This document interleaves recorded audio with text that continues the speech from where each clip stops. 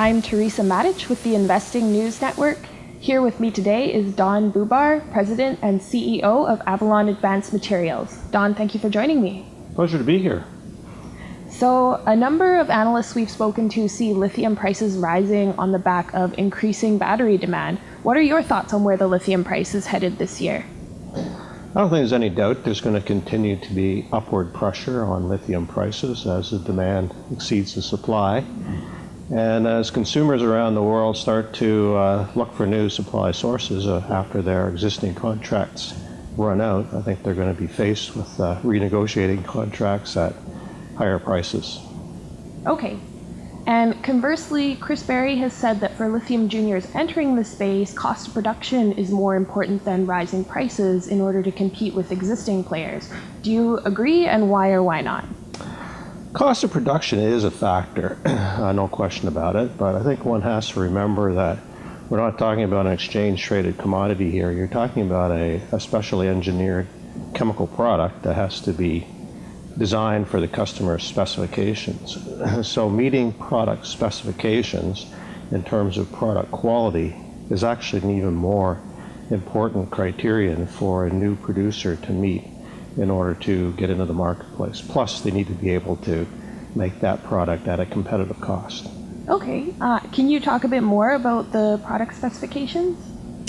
Yeah, well, what we're seeing now in the marketplace is demand for ever higher purities of the input critical materials that go into the cathode and anode chemistries of the lithium-ion battery. That's one of the ways they're achieving ever better performance out of these batteries. So the demand trend seems to be towards 3 nines and perhaps even 4 nines purities on these things going forward. Okay. And of course, Avalon has a number of different properties, but you've recently shifted focus, maybe not so recently, to your lithium property, and a lot of other juniors are jumping into the lithium space as well. So what sets Avalon and Separation Rapids apart from the rest? Well, we're a veteran of the lithium game.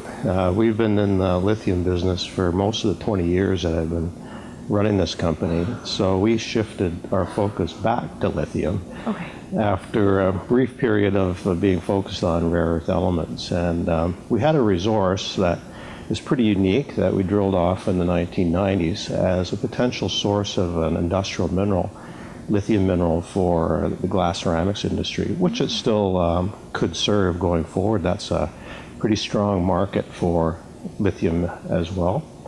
But we spent the last few years just waiting for the right kind of market demand to come along to justify renewed investment in the project. And obviously that's happened in the last 2 years with the surge in demand for lithium and lithium-ion batteries, creating the opportunity for us to reactivate the project.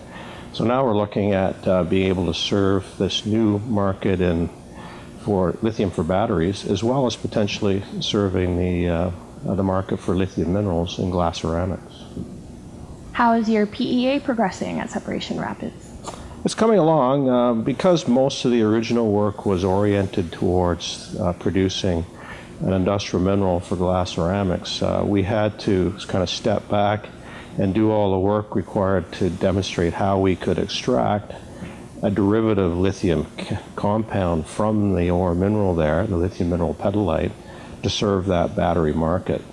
So we've been doing that work over the last 6 months.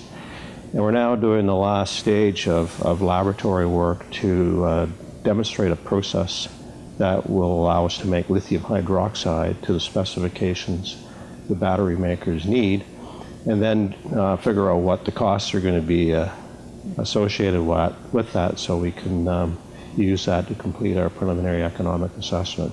So right now that looks like it'll be done around the end of June, which means we can get a PEA out this summer.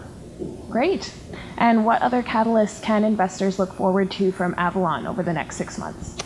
Well, we think we should go back and do a little bit more drilling on this resource too. All the drilling we did to define the resource as we know it right now was done in the 1990s. And we never found an end to it at that point in time. We had a resource that was big enough to serve the market that we saw in the 1990s.